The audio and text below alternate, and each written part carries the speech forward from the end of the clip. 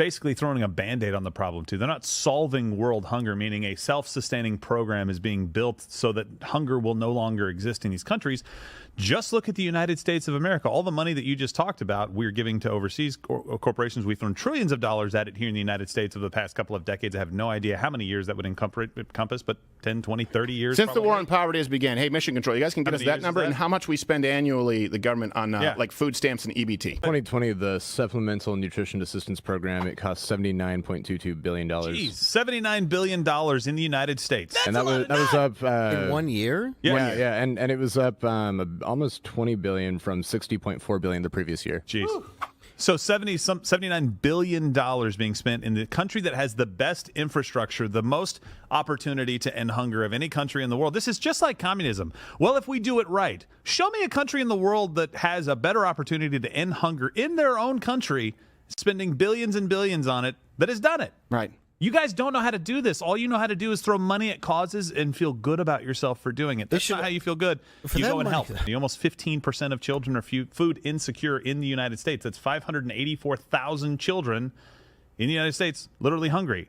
Yeah. And we have all the resources in the world, apparently, and we still haven't figured it out. It's because you throw a Band-Aid on the problem. And by the way, that's it. This is the same government. Sure, they provide EBT cards. Sure, absolutely. Of course, they provide food stamps. Mm-hmm. This is the same government that dumps milk to fix prices. Yeah. And then provides farm subsidies. Michigan?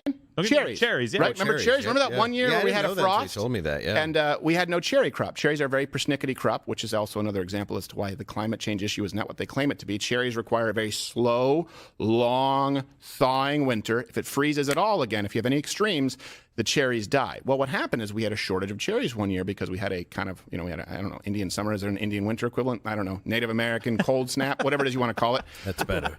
But the issue is you'd think, okay, we have a surplus because we had record cherry yields. Nope, they make them dump them. You can see it if you go to Michigan. They make the farmers dump their cherries. Otherwise, the price would go too low. So let's spend a bunch of money to feed the poor. Hey, how about you just feed the homeless the cherries and the milk? Make sure you have enough bathrooms working. That's not lost on me. But the point is, you're literally wasting food as a matter of policy. So take that and times it by 1,000 different policies. That's what your billions of dollars are going into. And that's why all of a sudden 20, 30, 40 billion dollars, trillions of dollars in the war on poverty don't go where it's supposed to go.